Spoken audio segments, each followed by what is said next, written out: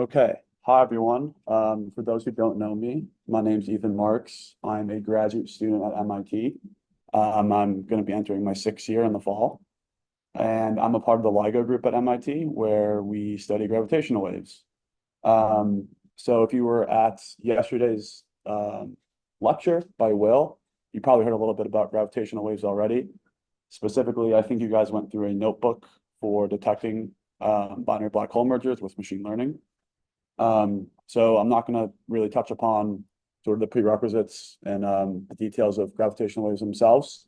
And what I'm going to be actually talking about in this talk is sort of what happens once we detect a gravitational wave event.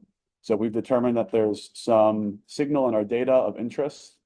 What are sort of the next steps in the data analysis pipeline for analyzing that event and learning more about it? And specifically, this sort of question is called parameter estimation. So we want to learn about the properties of the source that we detected in our data.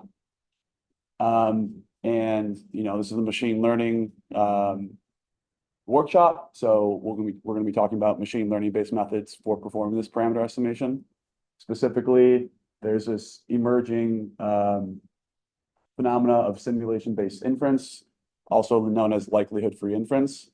And hopefully by the end of these 20 slides or so, you'll have an idea of what these terms mean. And I'll also point out that I'll probably be using these two terms synonymously.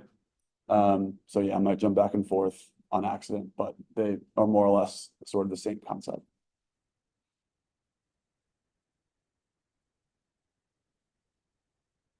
So to start, I want to ask, does anyone know what this equation is? Yeah, it's Bayes' theorem. So yeah, the notation I'll be using for the next couple slides, D will refer to some sort of data or some sort of measurement that your experiment is making. And then theta refers to some parameters of interest, which typically encodes the physics that you care about. So, in the context of gravitational wave astronomy, specifically for compact binary mergers, this theta, refers to the masses of the black holes, maybe the sky parameters of the source, the spins of the black holes, things like that. And then this data, as Will talked about yesterday, is some time series data that we observe with the interferomics. So for those who aren't as familiar with Bayes' theorem, I'll sort of unpack what's going on here. There's sort of four components that make up Bayes' theorem. On the left is what's called the posterior. So the way to think about this is the likely parameters given the data that you've measured. And this is ultimately what we're after with our experiment. We want to figure out what parameters are consistent with the data that we're measuring. On the denominator here, you have what's known as the evidence, which for parameter estimation is unimportant. It's just a normalizing constant. There are some instances or some use cases where it matters, for example, doing model comparison, but for our purposes today, don't need to worry about it. There's the prior, which is P of theta term, which sort of encodes your prior knowledge about the possibilities of the parameters. So this is sort of chosen by the analyzer or the physicist. And this basically says, it might encode like some physics of your experiment or something like that. What do I think a priori are possibilities for the parameters? And then the most important object, the key object in parameter inference is this P of D given theta, which is the likelihood. And this encodes essentially all of the information about your experiments, the properties of your noise, maybe some sort of signal model that you have, which we'll talk about in a little bit. But this likelihood is really sort of the key object that we want to be able to evaluate effectively. So oftentimes in physics, you have your data D, and this data is some combination of some signal model that you have, which I'll denote as H, which is a function of the parameters of interest, with some additive noise term. So yeah, this noise term is statistical in nature, whereas oftentimes the signal model is deterministic. And if you're lucky, you may also know exactly the properties of your noise. So here, a little example, you may, for example, know that your noise is a Gaussian with mean mu and variance sigma. And when you're in this regime, it's quite nice because then you can explicitly write down your likelihood function. So then it looks something like this. You have your data that you measure, which is the sum of some signal and noise, as I mentioned, you know your noise. And then you can explicitly write down your likelihood function because you know that the residuals, the data minus the signal model, d minus h of theta, which equals your noise, is Gaussian distributed.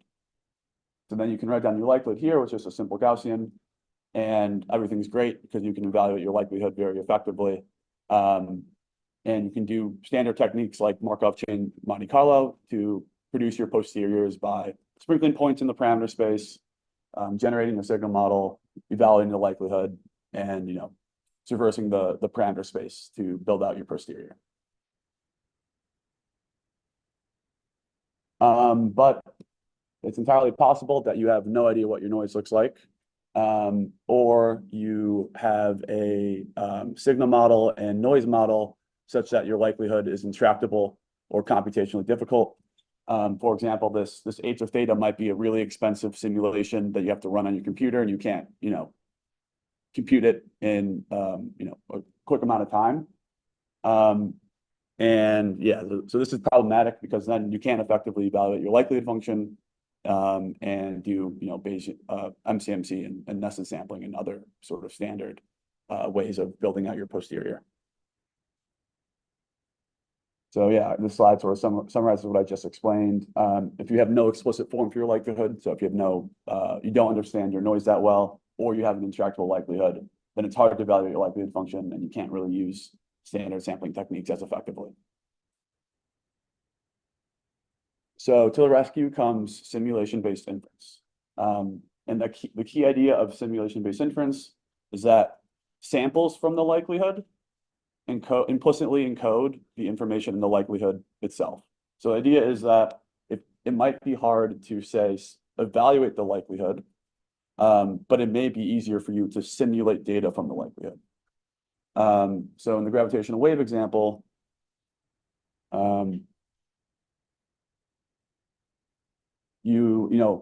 thanks to numerical relativity and solving Einstein's equations, we can get this h of theta pretty quickly.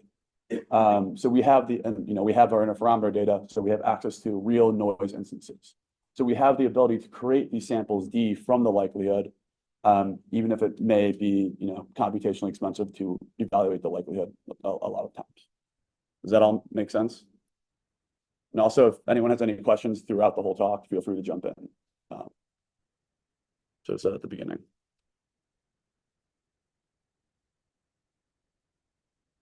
Right. So yeah, this is essentially what I just explained. If you have a good signal model of noise, you can easily get samples from the likelihood.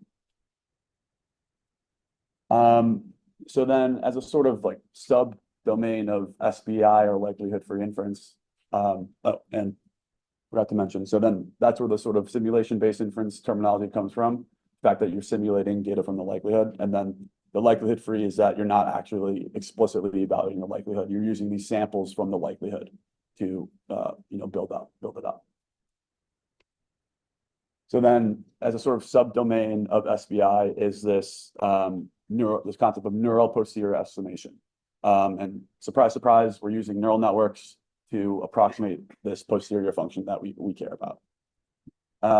So the idea here is that you have some complex function Q that's parameterized by some parameters phi, which are your trainable neural network parameters that you use and train to approximate your true posterior function P of theta given D.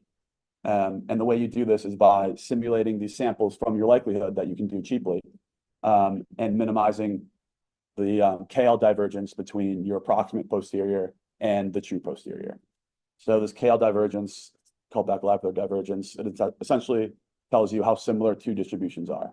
So you're trying to make your approximate posterior as close as possible to its true posterior. And mathematically, this simply amounts to minimizing the log likelihood of your data under the approximate posterior. Yeah. But you don't know your true posterior. You don't know the true posterior. Yeah. Well, you have the simulation. So you have the theta data pairs. So you have parameters and you have data. So you can do this KL divergence with that information. So you know theta and you know D.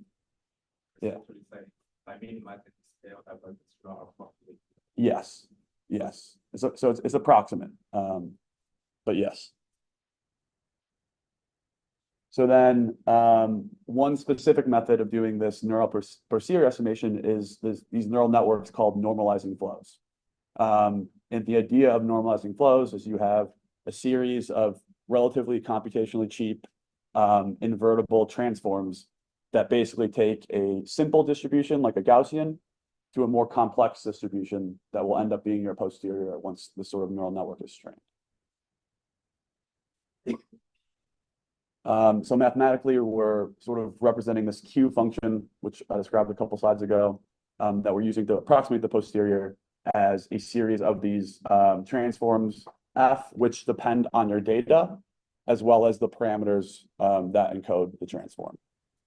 And then because these transforms are invertible, you can calculate the Jacobian and easily sample from your distribution, as well as evaluate the likelihood of your approximate posterior, just by doing chain rule and change of variables formula.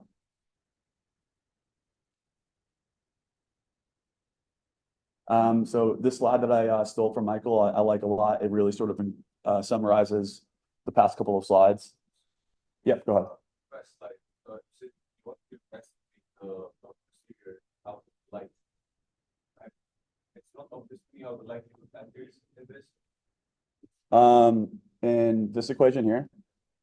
So, I mean, it essentially enters by minimizing this Q of phi here. So you have these theta data pairs. So you have some theta, you sample some theta from your prior, you generate your signal, right? H of theta, you add in your noise if you have any. So now you have a theta data pair. So that's that's essentially encoding your likelihood, right? You have these samples from the likelihood. So, I mean, I guess intuitively you can think about it as like, doing a kernel density estimation or something like that, where like you have the samples from the distribution, you're just trying to fit that distribution from the samples. Yeah, does that make sense? Yes, it does that direct.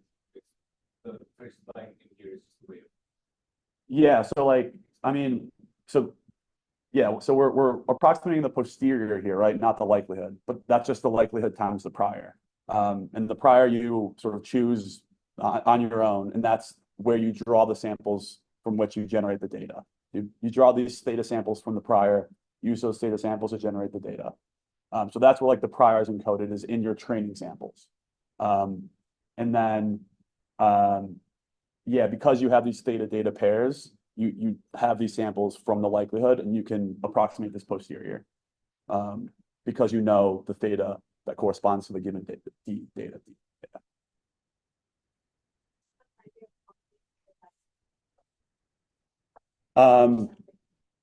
So I mean, do you mean how many, like what the dimension of the, so like, I mean, that sort of just depends on your problem. So like, for gravitational waves, it might be 15 parameters or so that define your signal. But are you talking about like the number of different training samples that you have? Yes.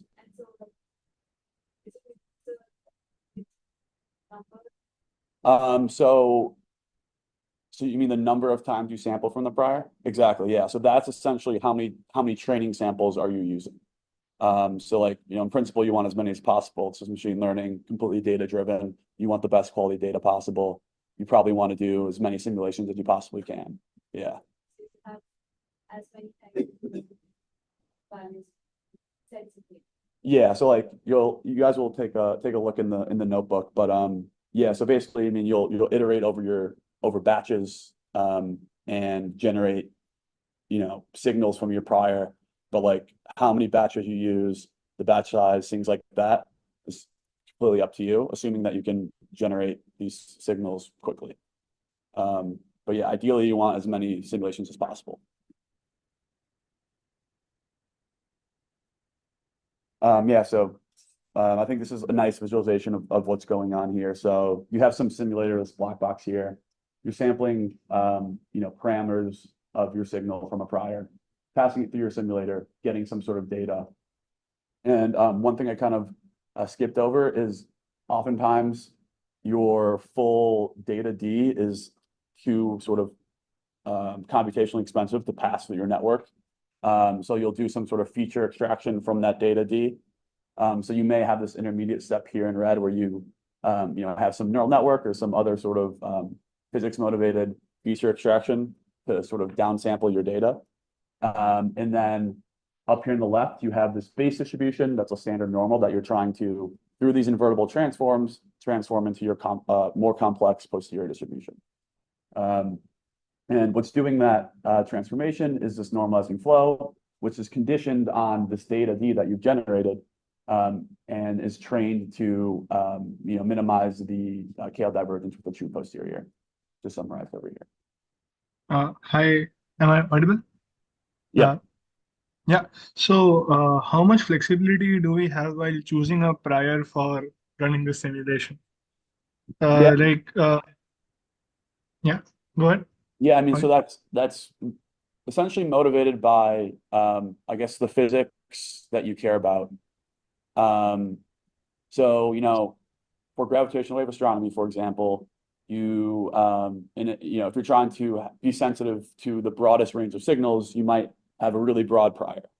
But if you already know some information about the signal, for example, in gravitational wave astronomy, often the detection pipelines will give you some prior information about, let's say, the masses of the signal. It may be possible to use that information to restrict your prior space to train your network better. So the other thing to really consider is that when you have a really broad prior, you're asking your neural network to learn a lot more data, a lot more unique data. So it may be harder to actually train that network. So, I mean, if you can, a more narrow prior can be very useful. But I guess it's sort of use case dependent. Yeah, so I believe for different science cases, one can have different versions of the simulation network. So, like if one is looking for, let's say, BNS cases or something like that, which is niche, then one can pre-train the model in such a way that once the new detections come in through, let's say, O5 next, because that will have more sensitivity, then one can particularly look for those science cases, right? Does that Um, make sense? you're suggesting like using a pre-trained model and then like a fine-tuning sort of scheme? Yeah, something like that. Yeah, like that's possible. Yeah, I mean that's sort of entering the regime of like foundational models and things like that. But yeah, I mean that's entirely possible, doing something like that. And Go yeah, ahead. one last question. Do we need to take a log likelihood function? Can we not assume it to be of any other form? Um, Sorry, I'm not sure I understand. You're asking if we need to, do we We need are to? optimizing. Yeah, we are optimizing the log likelihood function, right? That's our training objective. Yes. So I'm You could asking think of it as if, like a maximum likelihood calculation of sorts. yeah, so I'm asking if we can choose another form of maximum likelihood, like probably do a different form of likelihood and then update it according to our priors, something like that. What do you mean by different form of your likelihood? So like this is a log likelihood, right? There are Yeah. other forms of likelihoods available. We can choose from one of them. That's what I'm suggesting. Um, I mean, like maximizing the log likelihood is the same as maximizing the likelihood, because it's monotonic. Are you? I'm not sure I follow. Do you have another example of like a different method? Uh, so let me refine the question. I'll ask in the Slack later. Thank you. Yep. Thanks for your question. Okay. Yeah. So by this diagram, it looks like you're optimizing the KL divergence for each transform at each stage, right? No. Where is it just the last transform that's getting this divergence test, or like how is each stage being tested? So yeah, this diagram might be a bit misleading on that front. So I mean, like your data enters at the original transform, and then it performs some transform, and that transform data then goes to the next transform. And then like at the end, you'll have some like representation, like some low representation of your data that you then use to compute the training objective. Does that answer your question? You're just testing at doing your test at the end. Like, Yes, so you're doing your back propagation at the end once. Yeah. Does that make sense? yeah, it's just the diagram makes it look like each Yeah. being the value. Yeah, so you do yeah, once you pass your data and your samples through the transform, you calculate this loss function and then do one back propagation step through all the transforms.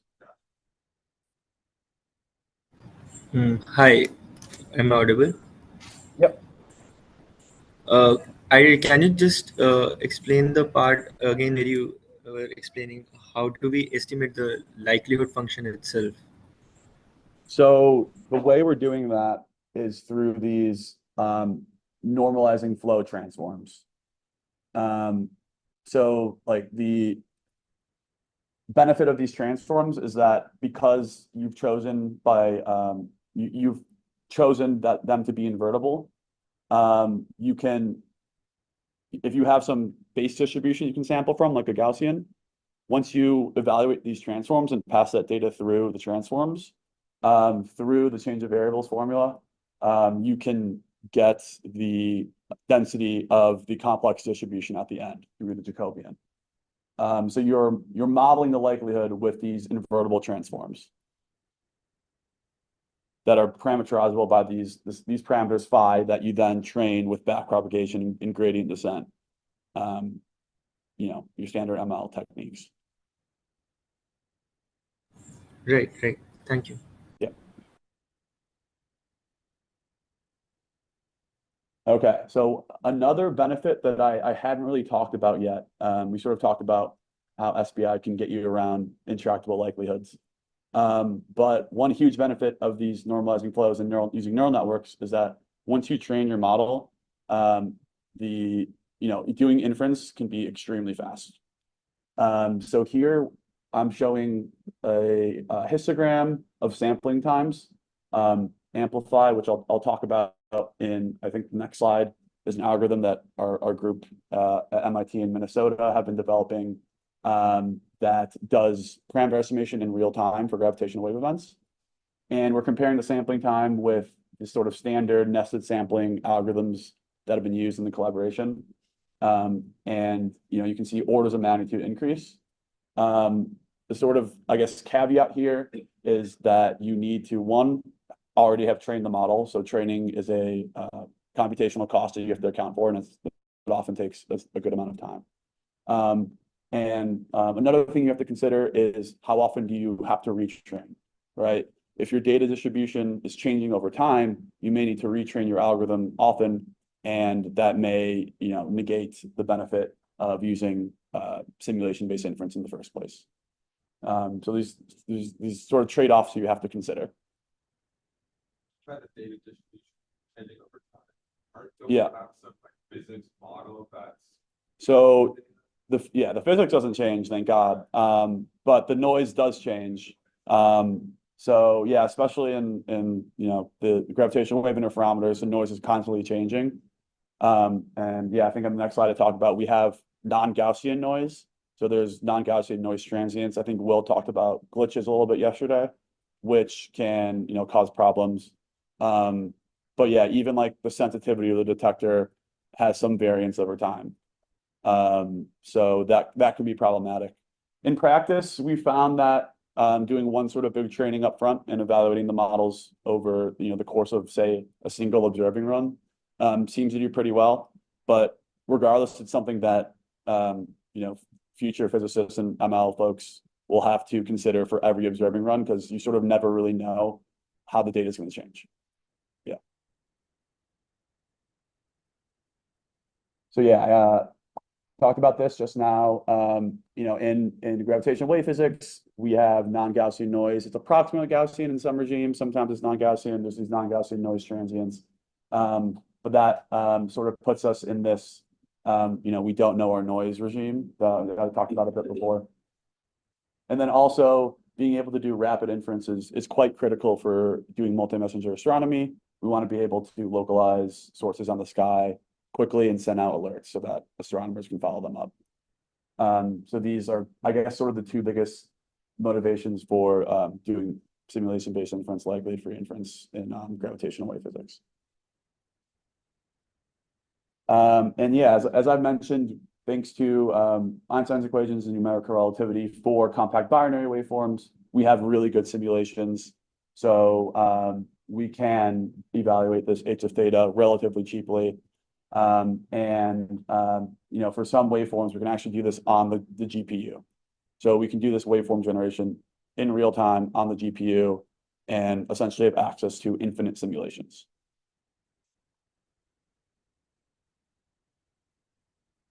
Yeah, so I talked a little bit about Amplify. So this is our solution that uses SBI and neural posterior estimation to do parameter estimation. It stands for accelerated multi-messenger parameter estimation using likelihood-free inference. Yeah, the likelihood-free inference worked better with Amplify than SBI, so we chose that one here. We actually recently posted a paper on the archive and submitted to a journal, so I encourage you all to take a look at that and read up on it. And then the demo notebook that you all will be using shortly is heavily based on the code base. It's like pretty close to, you know, production level version of it, which I think will and like try to understand. But you know, there's a couple details that are different, so feel free to check out the GitHub and poke around there.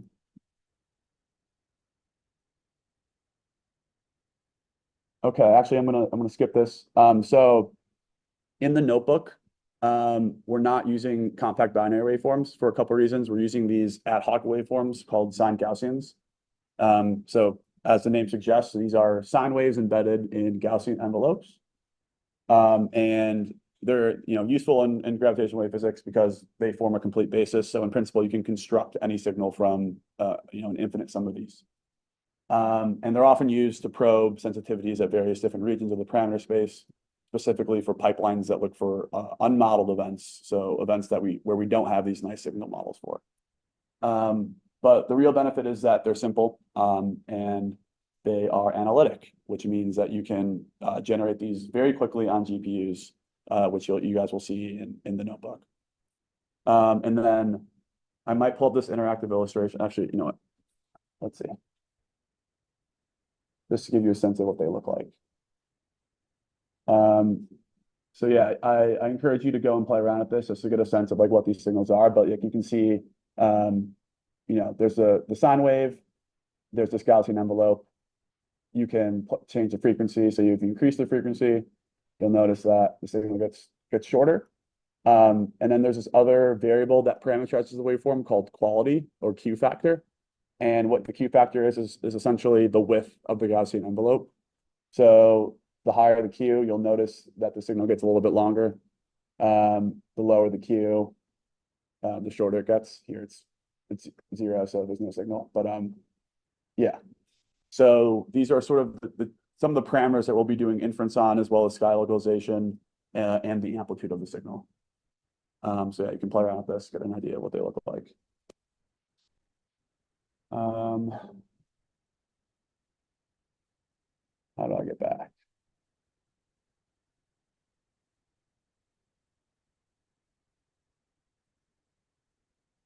All right, and I think that's actually it. So the demo notebook is quite similar in nature to the one that you all used yesterday from Will. So the instructions are more or less the same. You're going to create a link to a zip file that has 3 background files. So these background files are strain data from the interferometers. The signals, as I mentioned, you will generate on the fly in the notebook during the training process. So there's no sort of signal data that you need to use. And yeah, it's very similar to yesterday's notebook. You'll unzip the data and then train a model. I'm a bit worried about the training time with these T4 GPUs. I'm working on trying to speed it up and changing some parameters. But if your model's like taking forever to train, come find me and I can try to help speed it up. And then yeah, I'll try to get it faster for everyone in the notebook. And then I'm also working on training an actual like sort of production level version where I can use GPUs that I have available to me and then post the model weights for you guys all to play with. But that's a work in progress right now, so I apologize for that. But I think there should be enough content in the notebook for you all to learn something interesting. I'll also point out that we like yesterday, we take advantage of this PyTorch Lightning framework, which I highly recommend anyone starting a new machine learning project use something like that. If you use TensorFlow, the sort of analogous one is Keras. But it saves you so much time in the long run. It's definitely worth learning. You get a lot of benefits for free. I sort of try to outline them in the notebook. And wherever I use a sort of PyTorch Lightning component, I also link to the documentation. So if you're curious about sort of how the things work under the hood, you can veer off and take a look there. But yeah, so I guess everyone can get started on the notebook, and definitely feel free to ask me questions. I'll be walking around and also trying to get these model weights up. So yeah, thank you. Okay.